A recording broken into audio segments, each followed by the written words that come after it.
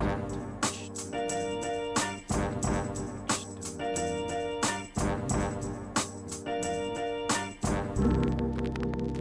right. It's number 4. Kind of sounds better than all the other numbers for some reason. It's almost like you're getting over that quitting smoking hump where you lose your mind. Everybody's agitating you. You don't know if you want to do it anymore. I'm still here. Anything I'm trying to do to make myself feel proud, because I'm probably losing money doing this. It's fine. But we're back. Scotty Does Know, episode 4. We're here. You're here. COVID is still here. It has not left. People are now putting their suitcases on the road. I drove through Sanford the other day, just in Newmarket. I saw 2 houses with their suitcases just at the side of the street to get rid of, to donate to nobody. Because I guess it's like, honey, we're not traveling no more. Throw the suitcases to the street. That's sad, but I think we were getting better, are we not? I was able to get ice cream the other week. I had to wait in a line, but that line goes fast. That's the thing that people don't understand. Everyone goes, oh, the lines are so crazy. They go fast. You're waiting in a line outside the place. You're not waiting in a line inside. Usually they're just going like this because they just want to get you out of there anyways. I know McDonald's drive-thrus are going through pretty fast.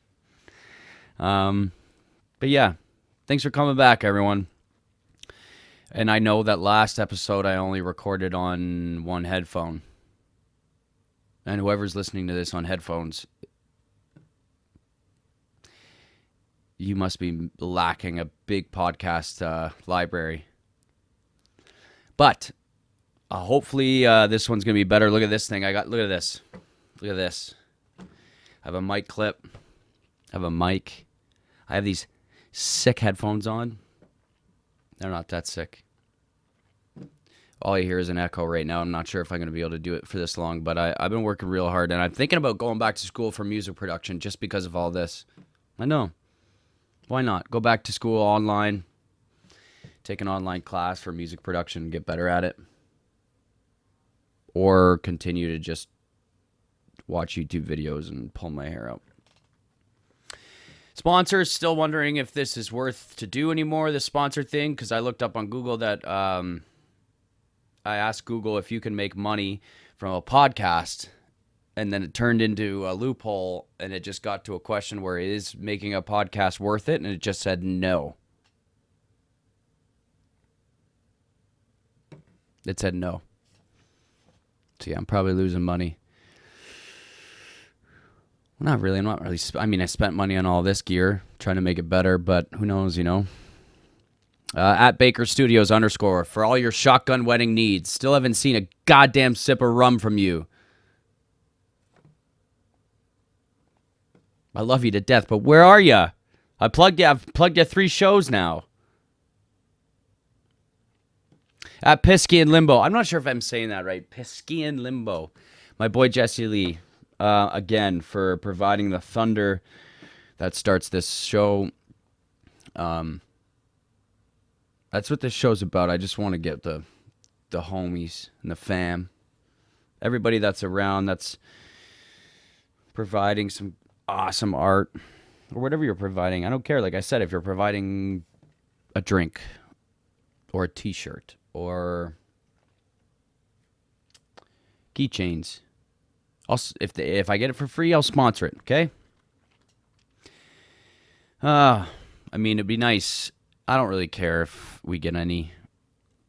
I mean, give something to Renee. Renee would wear something. She's the one who does most of the work here. She sits there and watches me. That's hard. I'm her freaking brother, and she probably hates me already. Nah, she's shaking her head. I know she hates me. It was Memorial Day this past Monday. Ha ha! And the ramparts we watch were so gallantly streaming. Me and my family are half American. It's a big part of my life. Hence, American Cowboy shirt, if you can see it. Yeah, Memorial Day weekend. So I thought I'd start off the show by just maybe spitting a couple truths about Memorial Day that you might not have learned in school. Well, none of y'all who are listening right now would have learned this in school anyways because you're all Canadian. And they didn't do Canadian history or American. Well, they did. It was mostly American history in Canada history. But this is probably, I bet you most of you would have no idea what this is for. It's for the Civil War. Way, way back. And it was created to honor the tragedy that was Americans killing Americans. The North versus the South. Now, this celebration and this remembrance is definitely what a lot of us are built upon, especially Americans, and with their history and their heritage. So I love to respect that kind of stuff. I love being American. Don't get me wrong. It's probably that's where I got this beautiful look from. Everyone says it's from my mother, and she's the gorgeous one. She's American. And now I look like I'm half Mexican. I don't know how. I don't know when. Every summer I turn this. I'm kind of accenting it with this little bit of facial hair I have. But, yeah. Memorial Day is based upon Americans killing Americans in the Civil War. And I thought that was... I never really thought of it that way. But they did give way for a lot of the most famous grave sites in the States. And you know what? It wasn't always celebrated on the last day of May. It was actually called for a holiday commemorating fallen soldiers to be observed every May 30th. But due to the Uniform Monday Holiday Act, which took effect in 1971, Memorial Day was moved to the last Monday of May to ensure long weekends.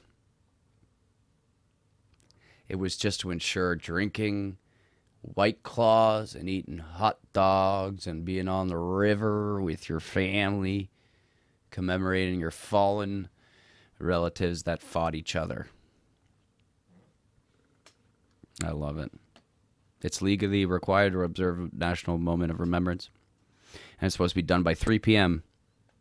I bet you half the Americans by 3 p.m. are just 10 sheets to the wind. Yeah, exactly. Doing a little bit of, what's up? Maybe getting into the, woohoo. So yeah. God bless America.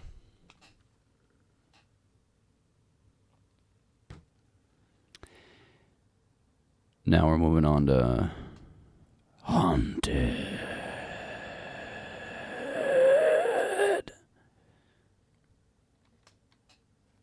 I'm taking it out of the York region this week. I wanted to expand our horizons. This one's going straight to another close place to my heart, is in Port Perry. And this place is called Jester's Court Restaurant. The original house on this land was built for a local Freemason named James Good in 1857. In 1871, Dan Ireland turned the house into a small hotel. It would still be here if not for Port Perry's horrible luck with fires. Coincidence? Fires. The original burned down in 1890s, unrelated to the famous town fires. The current house was built for James Carnegie in 1914, and he ran a local flour mill, which you could guess it, burnt down in 1902, and also unrelated to the famous fires. He rebuilt and stayed a crucial part of the community until dying inside his house in 1921. Not of a fire.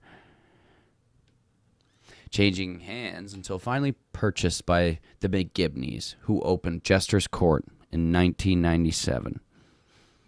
It's a very big gap between 1921 and 1997. Well, supposedly this Jester's Court is haunted with 2 poltergeists. They have startled the employees at Jester's Court restaurants. The first is a woman in a blue dress sneaks up behind employees and gives great big bear hugs. Aw, come here. Boo. The second is an older woman known for stealing off shelves and throwing them around the restaurant. I'm guessing, wow, some of these people who write these ghost things are terrible at grammar. I'm guessing what they meant to say is the second is an older woman known for stealing things off shelves and throwing them around the restaurant, blamed for chasing out a group of contractors hired to renovate. After running outside, they told everyone about the woman who threw salt and pepper shakers at them. This sounds like a Jimmy Buffett song. Bullshit. Absolute bullshit. Okay. It was late one Friday night. As the last person left the kitchen, eager to go home, the dishwasher did a final cleaning and walked out. From the hallway, he heard noises back in the empty kitchen, like somebody playing with pots and pans. Walking back, he saw the movement, looking up to see the pots and pans neatly hanging off hooks. They were swinging, banging each other, like a pot and pan orgy. And the dishwasher wanted in, and it spun around. It wanted to see something. But everyone was laughing because it was a joke. I made a lot of that up. Oh, obviously there's reports of an old couple sitting at table 13. Can happen in Jester's restaurant court or afterwards when closed and seen from the street. They never stopped what seemed to be an intense conversation, hinting it may be a residual energy. Okay, I'm done with Jester's court. Haunted. That's what, episode 3 with Haunted? That's a segment that hasn't died. I'll tell you which one that has died is clips from my dad. Yeah, no one's sending me in anything. I put my email up on this podcast every day. You can email me your clips from my dad, but I guess it's weird. I guess it's weird asking people to send me clips from their dad. It was a good thought, though. Maybe it'll come back. Who knows? Okay. Scotty knows a thing or tune. This week is song's actually very close to my heart. I love this song. Me and the guys, actually, we cover this band multiple times in various of their songs, but this song is called Change by Blind Melon. Off their studio album released in September 22, 1922, and the song Change was actually released as a single in 1993. So pretty much close to all the years that most of the people would be watching this would be born in. And I know you're all thinking, why didn't you do No Rain? Because I don't give a flying fuck about that song anymore. It's another one of those. It's like, why didn't he do Cheeseburger in Paradise or Margaritaville with Jimmy Buffett? These songs are so... They're great, okay? I'm not going to deny that they're great. But I don't feel the need to dive into a song that you guys probably could already figure out enough about. But what I really wanted to talk about with this song was how he created it. And now the lead singer, Shannon Hoon, born and raised in Indiana. His family lived out there. And as they started this band, they would go back to his family's house because he felt at home there, and he would write there. And I think he said that he wrote this song while he was living there as a kid, kind of getting into the music industry, and then brought it back out to the band. And in an interview with Details magazine for their July 1996 issue, Blind Melon manager Chris Jones explained that Shannon Hoon would sit on his mother's porch singing this song over and over, and the family considers it a song of wonderful innocence. A song of hope, said Jones. And it's funny because he wrote it at the end of a 3-day coke binge. And you can tell right at the beginning of the song. I don't even mean to get sentimental with you guys. I don't want to make you cry, but the song is great. And it goes, I don't feel the sun's coming out today. It's staying in. It's going to find another way. And he was sitting in the part of a room when he wrote that during the first part. and he was trying to see through the Venetian blinds of his house, which are drawn so no light could come in. And at that point where he was so coked out, he couldn't even get out of his chair. Like, imagine being on a drug that makes you want to get out of your chair, but you can't. And unfortunately, the Shannon Hoon passed away from a cocaine overdose in his trailer bus.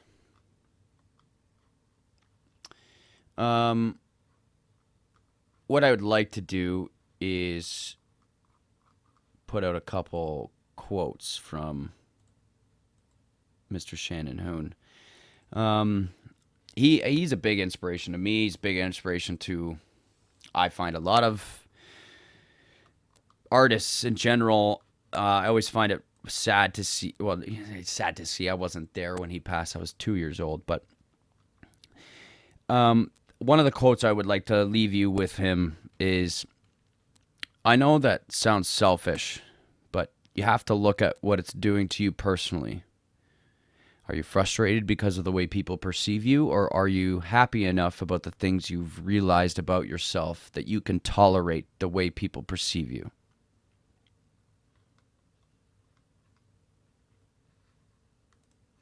I hope that made sense to you guys. Okay. Idioms for idiots.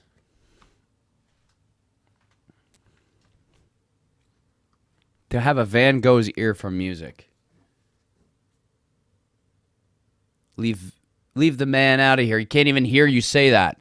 He's lost an ear. The guy created some of the best paintings in the world. You're going to create some sort of funny joke about the guy? Huh? You create a painting as good as his.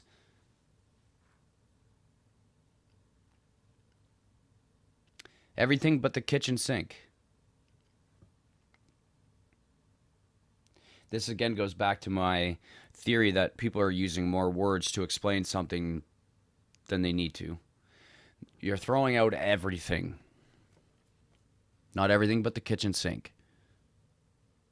Because it's literally what the saying means. Almost everything has been included. Okay, if you're missing like a piece of lint or a dust bunny under your bed. I'm done with it. I'm done with these stupid idioms. Oh, to drink like a fish. You know fish don't drink water, right? They use it to breathe. They filter it through their mouths and out the gills, and they remove the oxygen from it. They're not drinking it, because if they were drinking water every day, they would be massive. And I'm not catching massive fish right now. Actually, I am. And that brings me to another funny video that'll be probably released tomorrow, Friday. Renee helped film, obviously, my AV specialist. It's called What Scotty Does Up North. But yeah, it has to do with fish. But yeah, to drink like a fish just doesn't make any sense because they don't drink it. They use it to breathe. So, and finger licking good, I'm pretty sure was.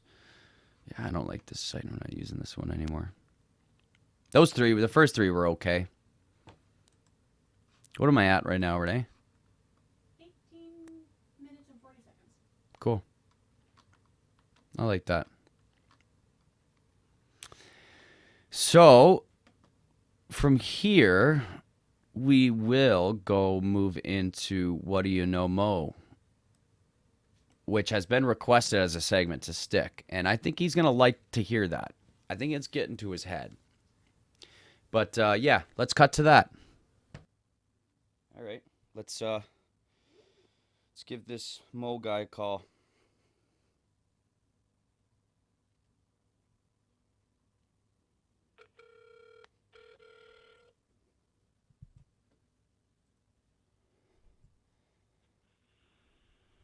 Scotty. My dude, Mustache Mo, aka Mosef. My dude, my guy, how are you today? Not bad. How are you doing, my friend?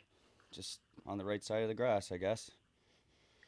Yeah, I guess you can say that. Well, yeah, any day's a good day when you're in my life. How are you doing? Did I catch you on lunch? You got a minute? Yeah, I got a minute, buddy. Of course. It's your segment, dude. And did you know that you've actually been requested to stay as a segment. Like I almost chopped your segment, man. Jesus, eh? So what, you did a vote and I made the cut? Yeah, everyone's been saying that they like you, which I don't want to let it go to your head. You know it is. That's already big enough. All right. Well, okay. So You know today, it is.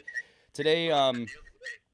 today I actually on Scotty Knows a Thing or Tune. We talked about "Change" by Blind Melon, which Very cool. because you know that song, we've actually covered that song before, have we not? Yes, we have. And we've done it beautifully, have we not? Yes, we have. Okay, so I guess basically what I wanted to just see and touch on, because this is probably going to be easier for you, but so the studio album was released September 22, 1992, sorry. So that's when the studio album was released. Can you tell me when the single Change was released? 91? Nope. Wrong. No. 93. 93. The single always is released after the album. That's a good try though. That's, at least Well, so basically, I didn't actually know that they formed in 1990, which was pretty cool. yeah. But I guess they didn't release anything till 92. That was their studio opening album. Oh, wow. Yeah, Okay, and cool. I didn't even do. Learned something new. I know. That's what this is for, bro. And they All actually. right, you got one? Yeah. All right. That's one for me. Chalk one up for the good guys. So, let's go to production side of things. Can you tell me where some of their sessions, for the album took place? Where some of the songs took place? Where some of the recording sessions took place for that album. They were with Capitol Records. I don't know where they fucking recorded. Think. California? No, you're close. They moved to LA right after recording some of that album in Durham, North Carolina. Really? Yep, and they nicknamed the Sleepy House Thorn State. Holy shit. So are they from there? Dude, fuck. I'm getting handed today, but are they from there? No, Shannon's. Well, the band. I think most of the band. So at Capitol Records, they told them to actually go to North Carolina to To do it. yeah, to actually, yeah, I don't know why, but they said it has a good music scene out there. So they recorded most of it, and then after that, they went back to LA, and then that's when, Shannon got into all the needles and the... Fun stuff. Yeah, Axl Rose actually asked him to help out on one of his albums, eh? Who? Axl Rose. No way. Yeah, he wanted to do some... Rock. Yeah, I know, eh?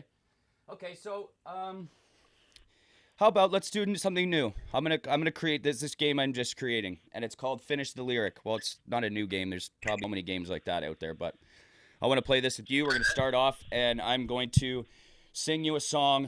I'm gonna sing a portion of a lyric from the song, and then you're going to have to finish it for me. Okay. Okay? Yeah. All right. I don't feel the sun's coming out today. Staying in. I'm gonna find another way. Yeah! Yeah. All right. That's the song you're talking about. Exactly. Change.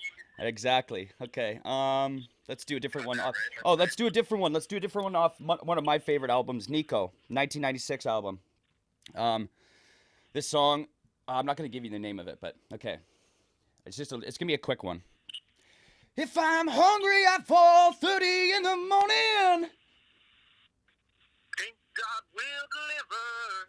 Oh wow, you got that. You smacked that, You showed me dude. this band years ago, and you know I fucking love this band, but I guess I don't know the gist behind all the albums and stuff. I didn't know you were this committed to them, man. Sometimes I get deep, dude. Well, can you tell me how he... Did you know that they were... Sorry, go ahead. Did you know that they're releasing a new album in 2020? Oh, I did not know that. Yeah, so they got some other fucking singer. What? Well, yeah, obviously. Yeah. And then they've been going like back and forth. So now I'm researching it because I'm a little upset that I got these questions wrong. But yeah, so they got some other singer. He's done a couple years, and then 2008 they broke up. 2010 they came back, and then now apparently they're releasing new music 2020. Oh, I really hope it's not bad. I haven't heard. They released a new album with this guy. Yeah, right after. Yeah, and I think they dedicated it to Shannon's daughter or something. Like they named it after her, or I'm not sure if that's what I'm remembering. Cool. Yeah. Oh no, that's actually what Nico, the Released 1996. in 2008. Yeah. Okay, Yeah. that's Yeah. cool. Can you tell me how the guy died? How Shannon died? Yeah. Cocaine or drug overdose. I don't know if it was cocaine. You were right. It was on their tour bus, eh? You were right. You're so right. Yeah. If it was, Yeah, that's pretty sad. it was coke, and he actually I guess it was like a self-induced like I mean, you can't. I don't even know how. Probably shooting it too, right? You can't even imagine that feeling of trying to put yourself out by that. Especially you're on tour and that happens in your tour bus, for everybody else to kind of see. Jesus. Pretty fucked up. Yeah. All right. Well, well, I guess on that note, let's leave everybody crying. Yeah, just way to absolutely ruin the whole segment. No, it's don't worry, we'll pick it up again. All right, dude. No, it's not. That's what this. That one was yours, I would assume. Yeah, exactly. But I also told people that it's not all. This Scotty does know it's not all about happy stuff all the time. Maybe it's stuff that. Yeah. It's just facts. We're just spitting facts and rolling bats. But I'll let you get back to work now, Mosef. Thanks, buddy. Okay, yeah. So until.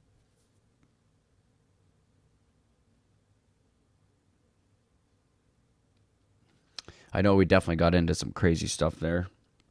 I hope it wasn't too emotional. Sometimes it's not going to be all cakes and butterflies. It might be rain clouds and thunderstorms and puddles. Smiling mugshots. Sorry I didn't put up the photo from last week, so I'll put that up tonight. But I'm going to do something a little different here with this guy because he's not smiling. He's crying. And he looks like he's maybe 14 years old. Also looks like he put that little mole on his face as a beauty mark before he went to jail to make himself look prettier for the other guys. And one half has his glasses on and the others don't. And also, you know what? I bet you this kid probably robbed a candy store with like a Tootsie Roll for his first time ever as a joke. Like his buddies were like, hey, Craig, go in there and steal something for your first time. And everyone's like, watch this loser go in there and steal. And the next thing you know, he gets pounded by SWAT right in the butt. And now he's stuck in jail. He's got that puckered lip face, too. I feel bad for the kid, kind of. But if you look at the difference between the two photos, they kind of look different, like different people. Like it looks like they're twins almost. Like the left side guy was the kid who didn't do it at all, and the right was the malicious brother who was like, "You better do it, you fucking loser." You get us made fun of all the time at school because they think I'm you. Let's be tough. Let's get mugshots, and your mugshots look terrible. Oh. Yeah. So at this point, Wheeze the Juice is still killing it. Thank you for continuing to post. It's funny because I have best friends who don't even post on this thing. Where are you guys at? Psych. I know you guys could care less. It's fine. We're all good, man. Still my friends. Also, the merch was supposed to be in today. I was going to be wearing that for y'all, but instead I'm wearing American Cowboy. But yeah, it should be in soon. And like I said, I will drop it off to you. I promise. I hope y'all don't think I scammed you, because it's only $330. It's not a lot to scam you for, but who knows? I hope it comes soon. Okay? It should be there. And I understand that you're busy and that you want your clothes. And you're probably all sitting there naked, being like, "Why don't I have my Scotty does no merchandise?" Nah, it'll be coming soon, I promise. Okay. So now, oh, look who finally made it in on time. Would you look who it is? It's Scotty. And you know what? Maybe he does know this time. Look, you know he's what's going catching on. Little drinky poo, buddy. I don't know where. Oh, that's the camera. Yeah. Whoops. Because I asked him to film Whoops. landscape. But check out these sick Morpheus glasses I got. $10 Amazon. Worst purchase ever because they're shit. And I look ridiculous with them. But you know. Well, it looks like you got this. Let's It make a looks drink, like you buddy. have a set of another eyes right on your Hopefully ears, everything's going too. well. Again, got to stick in, you know, catch up once a week. You know what I mean? Make sure he's going on. Thank you. But I'm calling this one the Fiery Pussycat or something. What you gonna want to need for this one, my dude? Let me take these off so you can see my luscious, beautiful blue eyes. I want some Fireball. Oh, you My know dude. me, buddy. I'm gonna take some Fireball right now. I'm a all right? Fireball Little bit of guy. Pour it into here. Ooh, one shot. Boom. Drop it in the cup. What shot? I got a Everybody knows the small cup. rules. For ice cubes, though. So, that's what we're working with right now. Okay. But, we're gonna get There's the Pussycat sourpuss. Sourpuss, eh?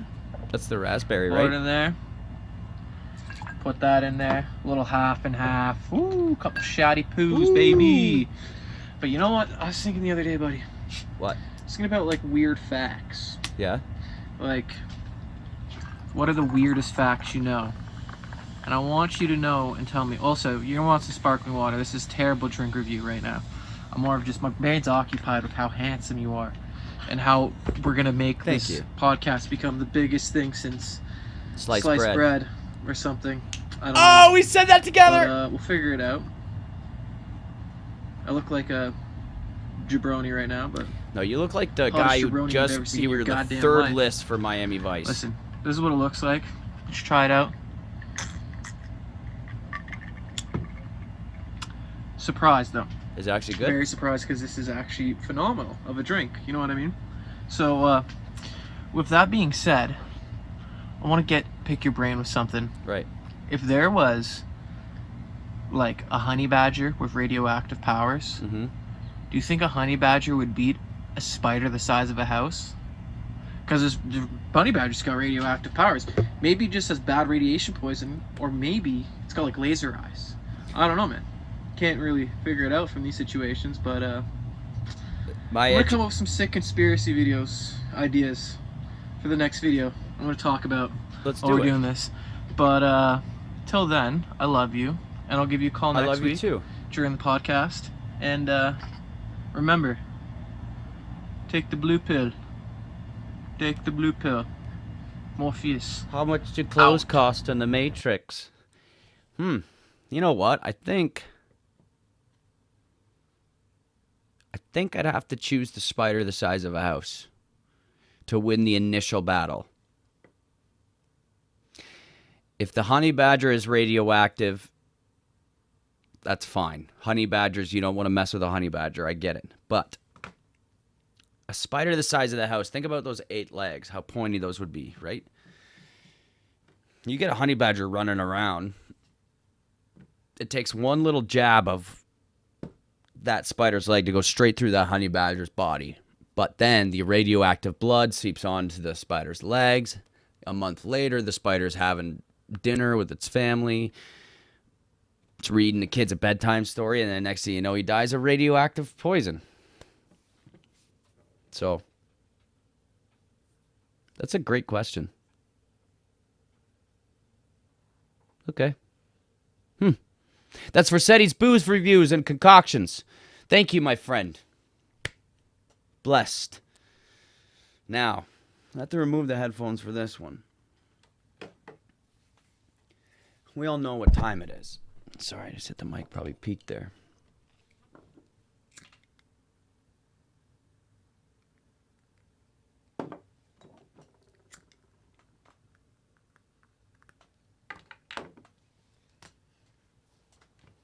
This is a reading from the Book of Gamsters by Timothy Jacobs.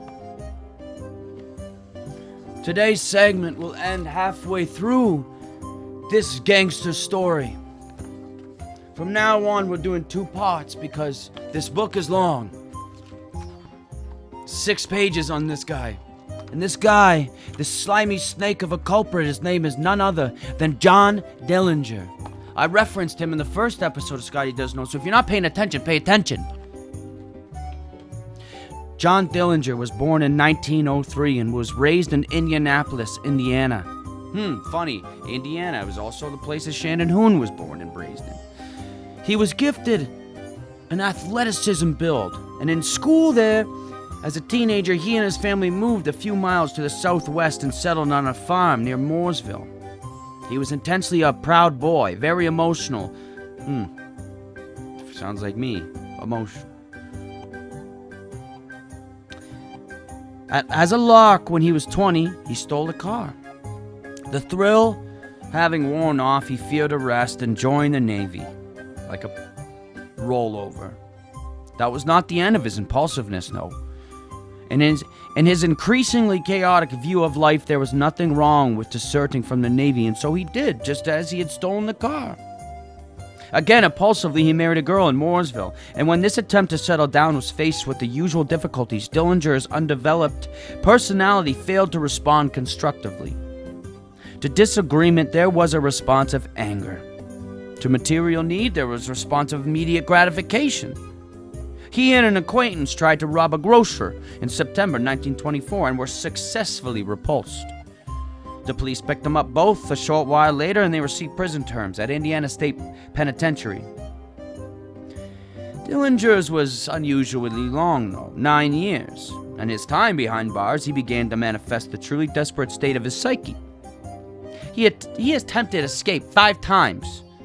While incarcerated, he met the men who would form the John Dillinger Gang. The John Dillinger Gang, also formerly known as the Dillinger Escape Plan. That's bullshit. It's the Dillinger Escape Plan is a band that came out in the 2000s. It was a pop punk band or something, I can't remember. Between escape attempts, Dillinger and his future gang decided upon their career of crime, and like Bonnie Parker and Clyde Barrow and the Barker Gang, were possessed of the warped vision of the bank robber and outlaw as a hero. The gang developed plans for Dillinger, scheduled to be first released of any of them, to commit a series of robberies, the proceeds from which would finance a massive jailbreak for the rest of them. He was paroled in May 1933 and soon gathered around himself a gang of desperados, whom he pulled a number of bank heists. With his share of the money from these robberies, Dillinger bought pistols and hid them in a shipment of thread that was destined for the shirt factory at Indiana City Penitentiary, where several of Dillinger's cronies were assigned to work the detail. He had guys on the inside to do the dirty, to take the linen, to bring the guns, to bust them out. Dillinger's cronies succeeded in breaking out of Indiana City on 26 September 1933. That very day, Dillinger was arrested while visiting a girlfriend in Daytona, Ohio. Playing tit for tat, Dillinger's newly freed comrades in cooperation with the rest of the gang broke Dillinger out of jail on 12 October of that year. Pierpoint, Markey, Clark, Hamilton, and new member Edward Schaus entered the Lima, Ohio County Jail and demanded to see Dillinger for questioning. When the desk officer, Sheriff Jess Saber, asked to see their credentials, they killed him. And using his keys, freed Dillinger. Like the good old escape, kill the guard, take the keys, and get him out of there. Disguised as interested tourists, they asked the policeman on duty what kind of defense the police had in case the notorious Dillinger gang came to town. When the officer proudly unlocked a case of Thompson machine guns to all of them with the police firepower, Dillinger and Pierpoint pulled their guns and stole not only the machine guns, but pistols, shotguns, and bulletproof vests as well. Wow. You are dumb as F, cops in the 30s. Specializing in bank robberies, the gang perpetrated a spree of daring machine gun waving daylight raids. Dillinger's psychotic flamboyance and his seemingly need to flout the law soon gained to gang spectacular noticery. Soon after the police arsenal raid, the Dillinger gang robbed the Central National Bank in Greencastle, Illinois of $75 big ones. In cash and bonds. That's a lot of money back then. 75,000? Several weeks after Dillinger's growing notoriety, I can't even say that word, resulted in a high-speed auto chase by policemen through the streets of Chicago, cutting short a Dillinger visit to a doctor's office. Feeling that the Indiana area was growing too hot, the gang fled to Wisconsin, where they took hostage. While robbing a bank in Racine, they let hostage go free after successfully eluding police. And that's where I'm going to end John Dillinger's story. I was having trouble finishing that reading anyways, right? That's okay. Okay. Well, what was that? How much we at? 33 minutes. I think that works. With the edits. Yeah. All right. I'm not going to force this. I had fun today. I was a little tired. I hope you liked this one. Like I said, my website's up. You can send me emails and tell me how much you hate me. I'd like anything. I'd like any sort of feedback. Tell your family and friends to subscribe on YouTube because I only got 26 subscribers. And the views are going down by the minute. 100 on the first video, 26 on the third. It's not a sob story. Hey, I love you guys. Thanks for watching. And remember, if you turn the dial on your toaster all the way to the right, your toast will come out burnt. And now, you know.